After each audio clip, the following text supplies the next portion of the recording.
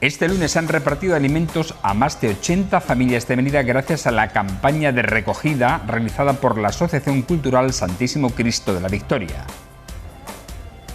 El consistorio meritense anuncia nuevas actuaciones de accesibilidad universal que se llevarán a cabo en varios edificios municipales, incluidos en el convenio que hoy se ha renovado con Apamex. La Asociación Empresarial Impulso Mérida emprende una campaña solidaria para adquirir juguetes nuevos y repartirlos entre niños de familias vulnerables. Este martes tendremos tiempo estable con ascenso de las temperaturas diurnas.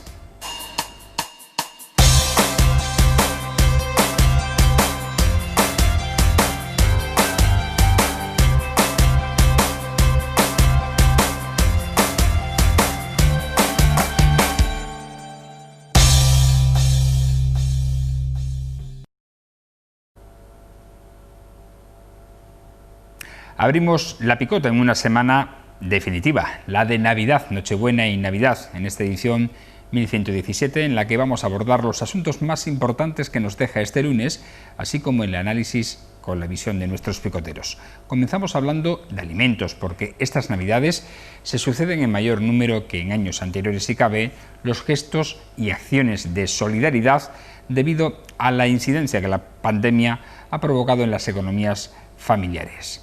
Tanto asociaciones como colectivos se vuelcan en recaudar fondos estos días para repartirlos entre personas que lo necesitan. Es el caso de la Asociación Cultural Santísimo Cristo de la Victoria de Mérida, que ha emprendido una campaña de recogida de alimentos entre varias empresas de la región, que este lunes se han repartido a más de 80 familias de la ciudad.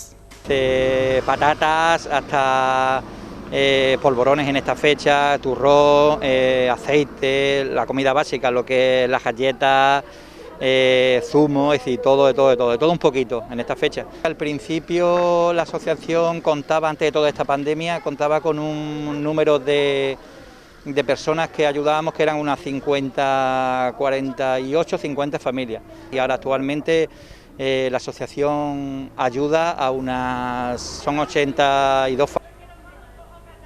Varias empresas de distintos puntos de la provincia han colaborado desinteresadamente donando parte de su producción. Voluntarios han trabajado y han currado como nunca, yéndonos a las casas colaboradoras. Primero tengo que dar las gracias al excelentísimo ayuntamiento de aquí, de Mérida, al excelentísimo ayuntamiento de Arroyo de San Serván, que también ha colaborado con productos de limpieza y cosas de esas. Quesos Pinto, de Villafranca, a Huevos Guillén, de Almendralejo, a la cooperativa de Perales, de Arroyo de San Serván, Dulcería San José, al matadero de aquí de Mérida, Productos Apis, al Escobar, que nos ha aportado fruta, piñas, naranja, pera, Carnicería Patricio Pérez, de ahí de la Haba, y Fondisas, que son Monteoro de Trujillano, y Beritos, de Don Benito, y Pin Medizal, de Don Benito, que nos ha facilitado un número de mascarillas para, como he dicho, repartirlos un poquito entre la gente que su economía pues no le llega para tener y comprar mascarillas.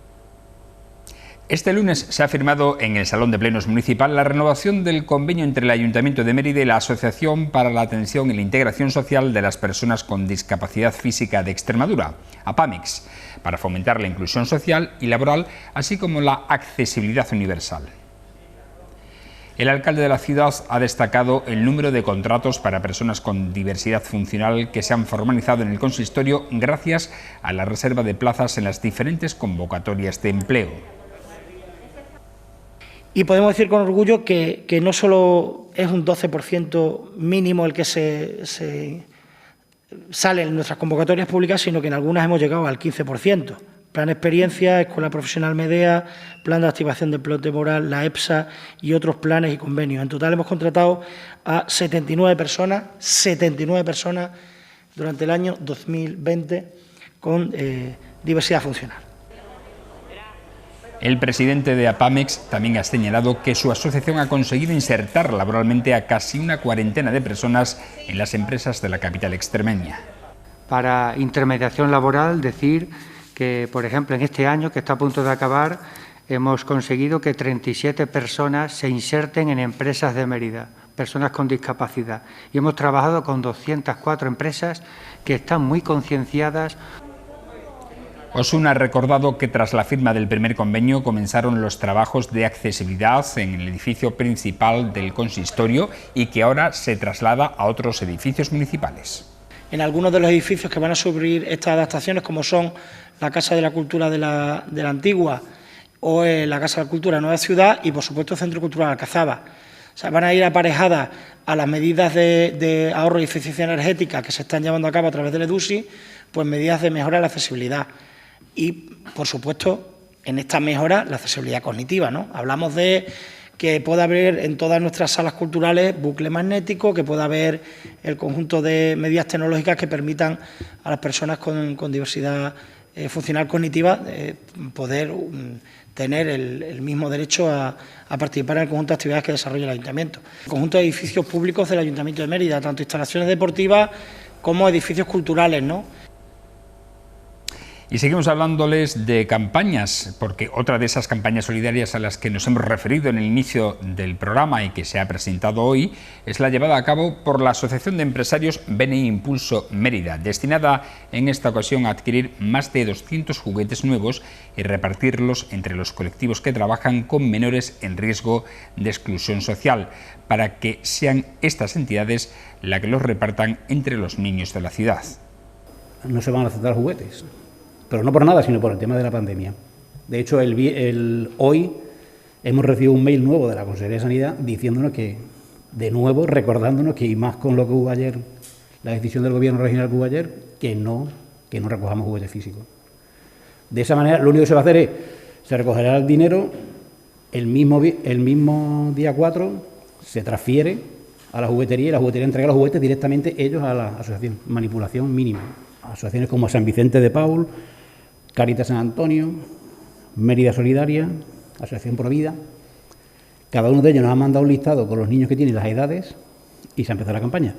La campaña, para recibir los donativos, se han habilitado tres modos: transferencia, PayPal y Bizum. El objetivo que nos hemos puesto es alcanzar entre 200 y 250 juguetes.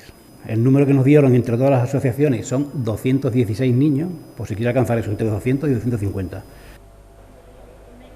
La Asociación Impulso Mérida agrupa 96 empresarios y en la anterior campaña llevada a cabo hace unos meses recaudaron 12.000 euros para adquirir material higiénico-sanitario durante el confinamiento. Este martes continúan las nieblas matinales en la comarca de Mérida, así que pedimos precaución si conducen por estas carreteras, ya que en algunos puntos pueden ser persistentes. En cuanto a las temperaturas, hay que decir que se producirá un ascenso generalizado de las temperaturas.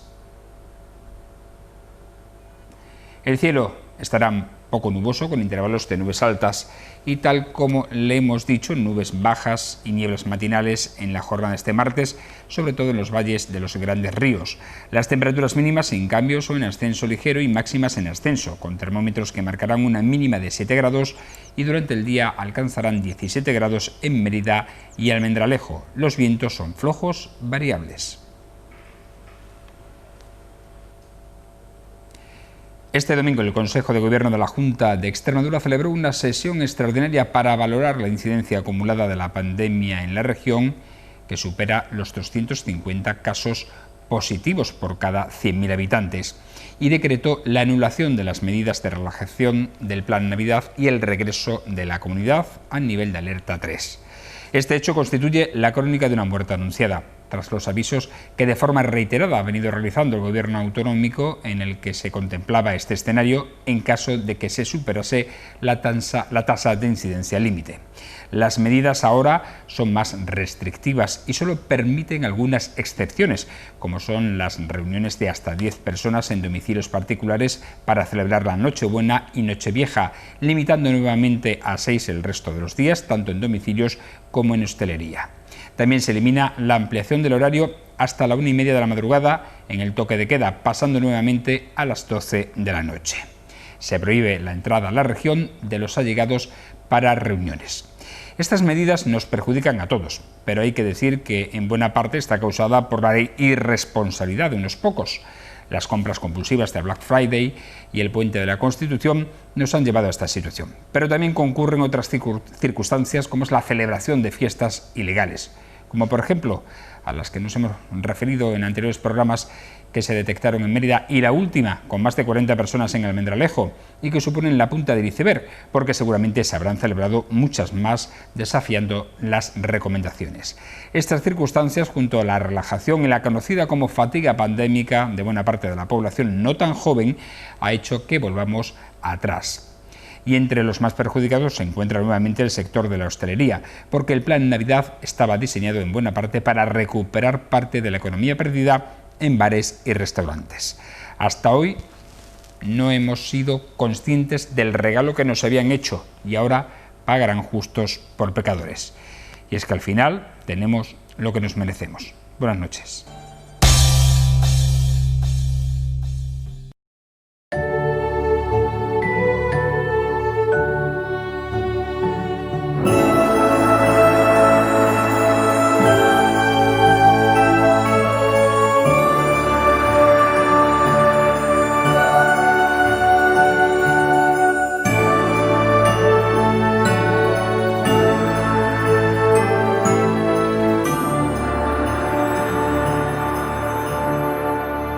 Felices fiestas.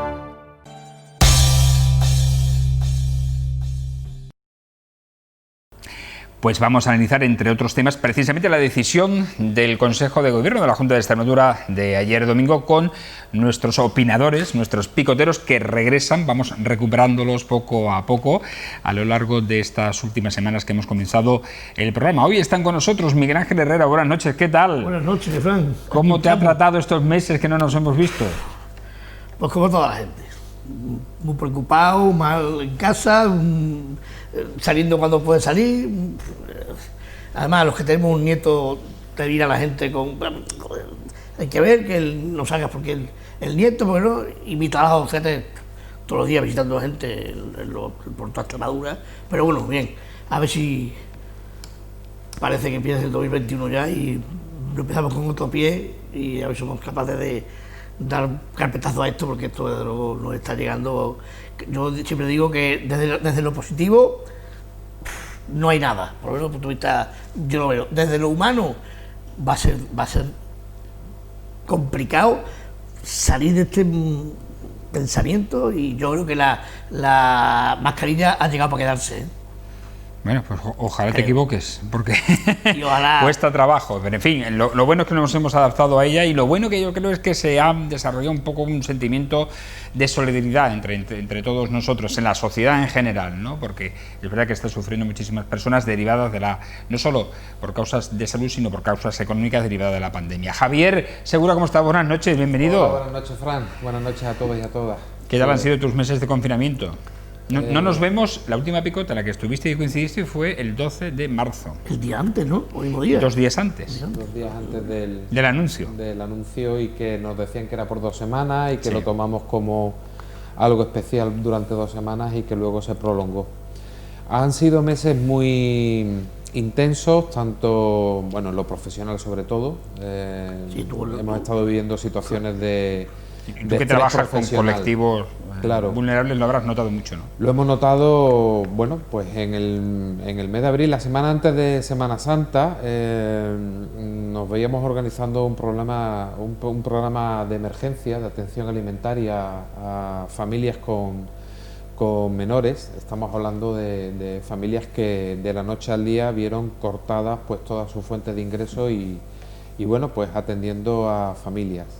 Inicialmente íbamos a hacer en torno a unos 100 menores los que íbamos a atender, y a día de hoy son más de 1.100 menores los que estamos atendiendo en el 30% del territorio, en 83 pueblos de Extremadura.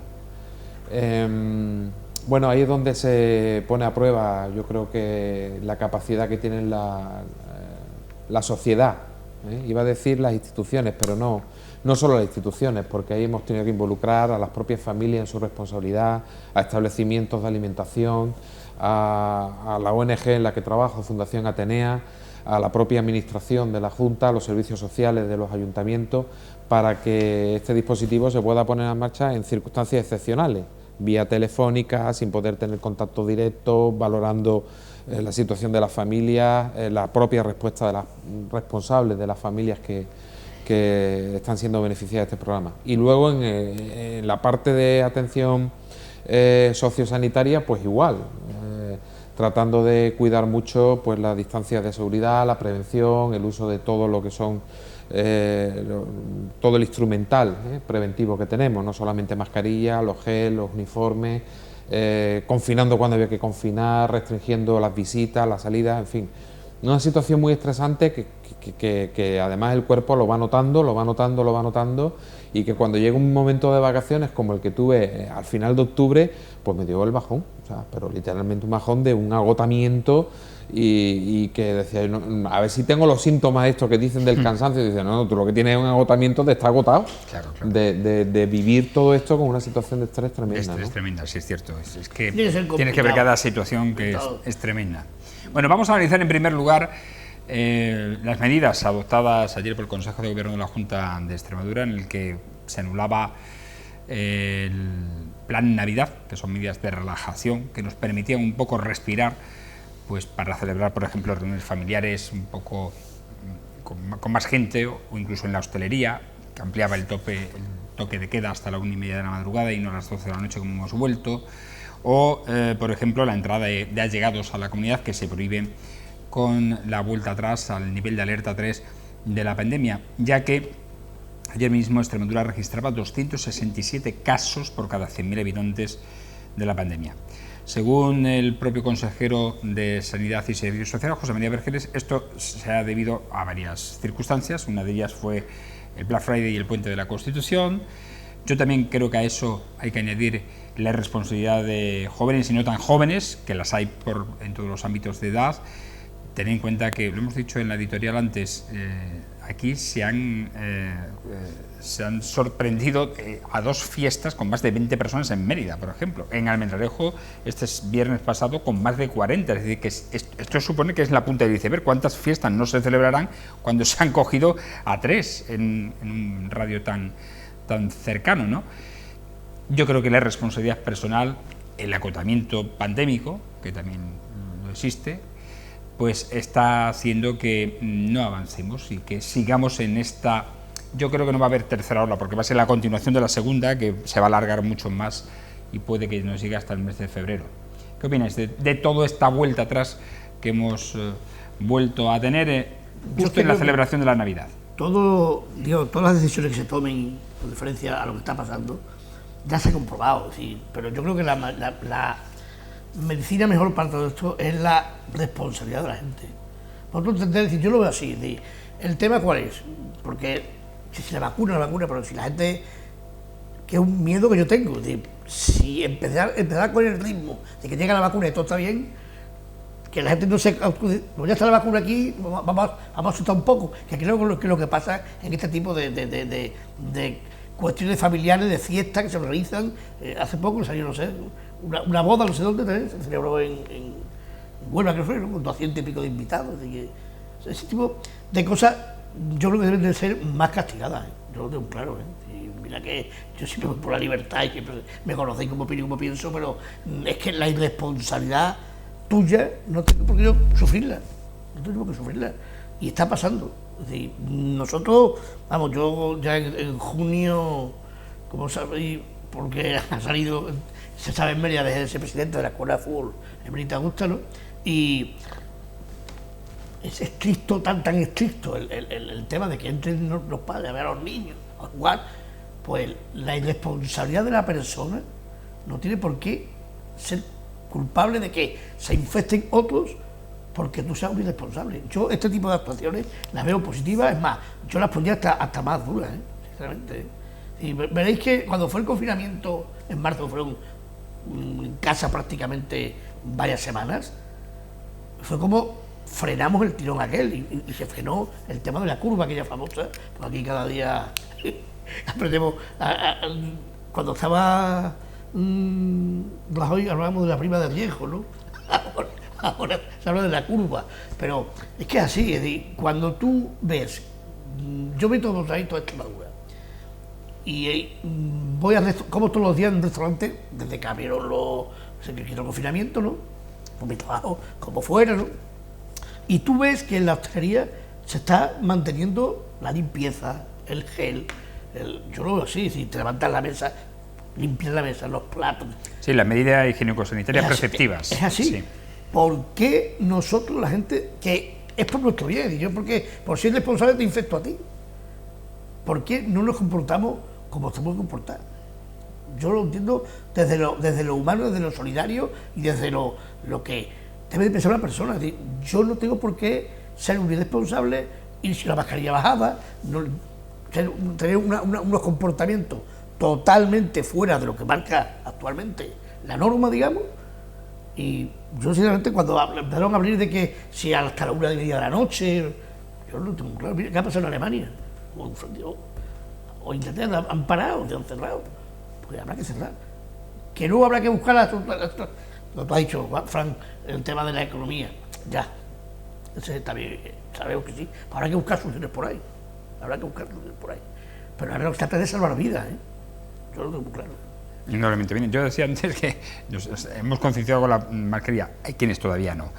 Hoy la Policía Local de Mérida ha informado de que durante el fin de semana ha interpuesto 9 propuestas de sanción a personas por no llevar mascarillas. Es decir, que todavía la gente se resiste alguna a llevar mascarilla. Sí, bueno, lo decía Miguel Ángel y yo estoy de acuerdo con él, ¿no? Es decir, cuando aquí hablamos de salud individual y que hablamos de salud pública, ¿no? Es decir, salud individual es el daño que me puedo ocasionar o afectación en mi propia salud por no tener los cuidados necesarios, pero cuando hablamos de salud pública es cuando el daño que causo contra mi propio cuerpo genera un efecto de contagio, de transmisión hacia el resto de la población. Entonces es cuando el alcance de la responsabilidad individual se ve sobrepasado, ¿no? Es decir, no basta con que haya un ejercicio a nivel individual, sino que colectivamente tenemos que asegurarnos de que cada sujeto, cada individuo lo hace correctamente, y si no, pues evidentemente tiene que ser sancionado. En torno a todo esto al final hay mucho debate, ¿no? Es decir, de cara a las Navidades, que resulta que la hostelería que esperaba este momento para poder tener un repunte en cuanto a sus ingresos, actividad laboral, actividad económica, y ahora de buenas a primeras ve una marcha atrás. Solamente lo podemos entender, aquellas personas que conducen lo van a entender cuando hablamos del orden de la marcha, ¿no? Es decir, habrá momentos en los que puedas acelerar más y puedas ir más deprisa, habrá momentos en los que tengas que levantar el pie del acelerador y reducir la velocidad. Bueno, pues esto es lo que nos está pasando y esto es lo que nos van diciendo casi que día a día en los municipios y a nivel de comunidad autónoma. Se esperaba que pudiéramos ir un poco más rápido. Hemos tenido la prueba de que durante el puente de diciembre pues que se relajaron las medidas, o que eran las que se esperaba, con las que se quería contar en Navidad, pues lo que ha generado ha sido un repunte en los contagios, y al final, bueno, pues hay que volver a levantar la marcha y hay que volver a hacerlo más ralentizado, ¿no? Cuando haya vacuna, lo que vamos a tener es, pues igual que cuando ocurren los episodios de gripe, habrá momentos en los que aumentará el número de personas, pero habrá ya una vacuna que nos podrá reparar de los efectos tan letales que está teniendo en cualquier edad y en cualquier conjunto de población, independientemente de sus características o de su propia salud. Por la gripe, y esto lo hemos dicho siempre, en cada año mueren miles de personas a cuenta de otros problemas además de la gripe. Y aquí nos va a pasar exactamente igual cuando tengamos la vacuna del COVID, pero simplemente tendremos ya una solución o tendremos un remedio, ¿no? Y por ahí es por donde, bueno, contaremos con algunas ventajas.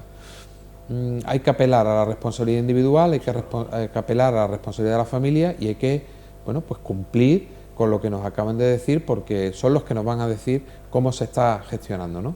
¿Que hay que reducir el número de miembros en las celebraciones familiares? Pues se reduce.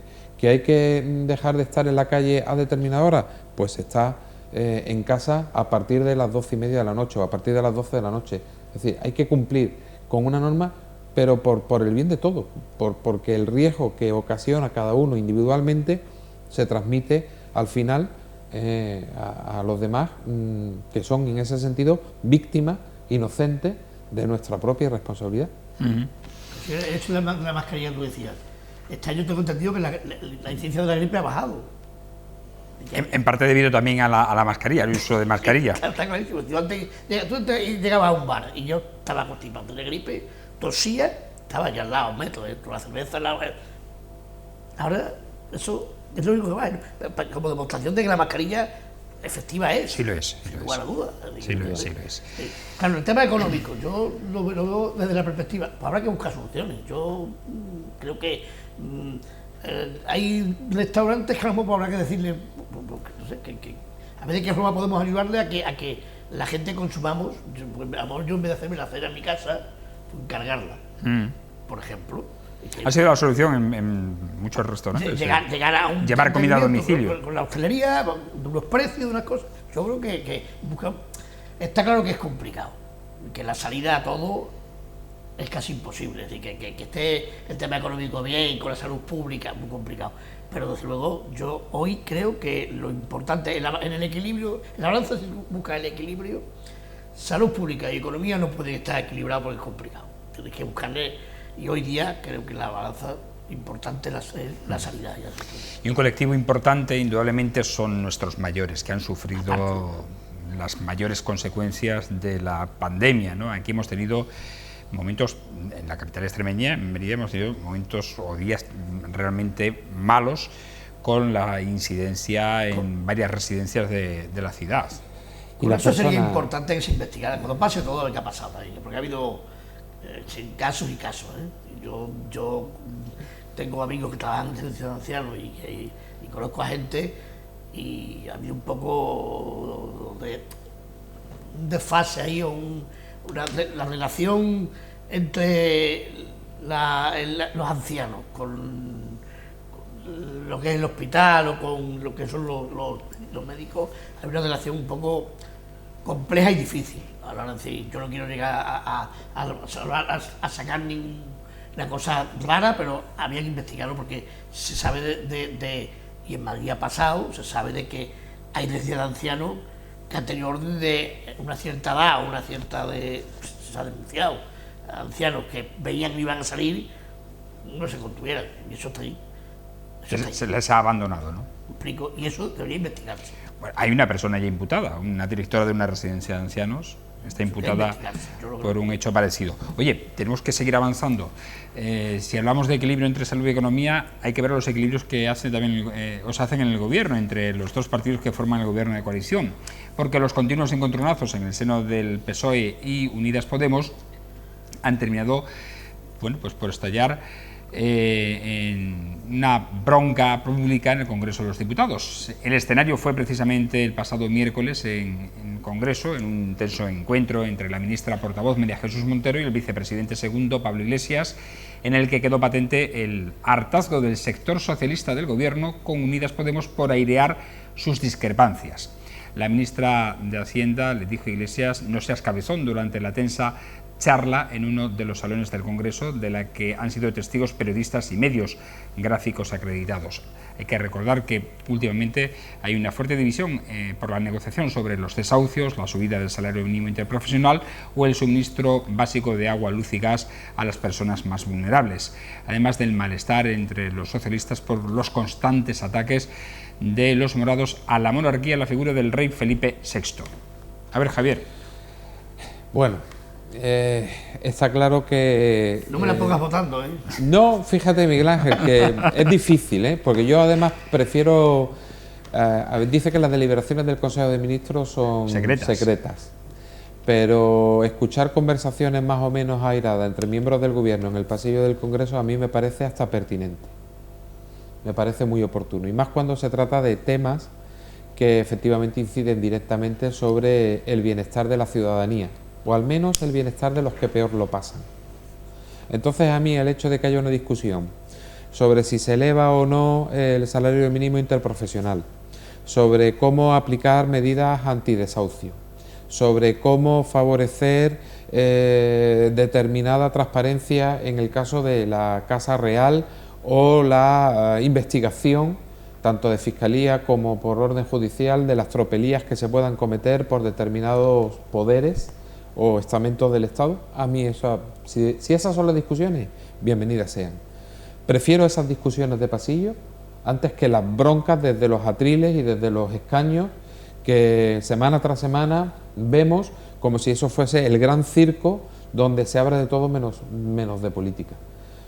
Las deliberaciones del Consejo, que estamos en un gobierno además de coalición, en donde los puntos de vista tienen que ser diferentes. Y además, en mi opinión, donde por un lado tenemos personas con una trayectoria institucional y de gobierno muy marcada y que ante todo se ponen la discreción por bandera, y hay otra parte que tiene menos experiencia en cuanto a gestión de gobierno y que busca mucho más, digamos, la ideologización de sus posiciones, en el sentido de, o en el caso del vicepresidente Iglesias, pues como en su mensaje siempre hay una alta componente ideológica antes que una operativa o una discreción a la hora de hacer un planteamiento de sus posiciones. Pero vuelvo a repetir, a mí no me parece mal que haya un gobierno que demuestra sus diferencias incluso en espacios de pasillo en un congreso. Prefiero eso, ¿eh? Y yo eso creo que si eso lleva a acuerdos es síntoma de salud y no de desgaste, es mi opinión. El problema es que no haya acuerdo. A ver, Miguel Ángel. Yo es que, vamos, a ver, si asimilamos el tema desde el principio de que es un gobierno de coalición, como ha dicho Javier, en el cual está Partido Socialista, Izquierda Unida y Podemos. Claro que tiene diferencias, si es que las hay, siempre las ha habido, no las ha habido así. Que hablamos el PSOE, ha tenido siempre diferencias en política y en diferentes cuestiones, ¿no? Es lo que has dicho tú, si las discusiones son a ver cómo se llega o no se llega, a que la gente sufra menos, bienvenido sea, yo lo tengo claro. El mínimo vital, el tema de desahucio, el tema de, lo he dicho, de dependencia, de educación, de sanidad. Claro que tiene que haber, si hay tensiones. Hubo una ministra hace poco, no sé, que dijo que también había discusiones y debates en su consejo de ministros, cuando gobernaba el PSOE solo, en mayoría, también tiene su debate, ¿no? Es normal. Es que yo creo que si tú eres un buen ministro y tú tienes que defender tu cartera y tu ministerio, es lógico que tengamos que enfrentarte, aunque sea del mismo partido, y discutir con otro ministro que te tenga que dar, por ejemplo, sanidad con economía, por ejemplo. Si hay discusiones siendo del mismo partido, fijaros si tiene que haberla o no, siendo de otros partidos diferentes. El español tiene que darse cuenta de que la mayoría aquí ya se han acabado, y que hay que negociar, y que hay que hablar de política, y debatir, y llegar a acuerdos. Es que eso es la política. Es que eso es la política, de verdad. Lo que no podemos llegar es a un consejo de ministros, 4 ministros que sean de Izquierda Unida o de Podemos, y porque haya mayoría del PSOE, el ministro no puedan opinar o puedan hablar. Si llegan a acuerdos, bienvenido sea. Yo siempre he dicho eso. En la política, yo con los enemigos políticos discuto y voy a muerte y a bronca. Adversarios, llámalo adversarios mejor, ¿no? Enemigos, una palabra más. No, para mí, Frank, para mí algunos son enemigos, ¿eh? Sí. Vox es enemigo, para mí. El PP puede ser adversario. Yo lo veo así. Desde la política hablo, porque yo tengo gente que conozco de Vox en Mérida. A ver, disenso siempre ha habido en todos los consejos de gobierno, sí, evidentemente, porque en un mismo partido hay diferentes corrientes. Claro, es que es así. Eso es así. Pero llegar hasta el punto como se está llegando, según algunos comentan en los mentideros políticos, de que hay ministros que no hablan con otros ministros. Yo no sé, sinceramente, tan profundo. Eso de qué cabezón eres yo, no sé, cabezón. A lo mejor estaban discutiendo de cómo se hace el pavo de Navidad. Claro. Mira, estaba discutiendo si le echaban más o menos comino, y ha hecho la ministra: ¿qué cabezón eres? No sé, cabezón, que lleva menos comino. En el gobierno de la absolutísima de Felipe González, donde estaba de ministro de Economía Boyer, se contaba entonces, y era aquello un gobierno unívoco prácticamente, pues se comentaba de que efectivamente había ministros que no podían ver a Boyer. Sí. Que decían que qué hace este hombre en este Consejo de Ministros, ¿no? Además con las medidas que tomaba o las decisiones que podían tomar.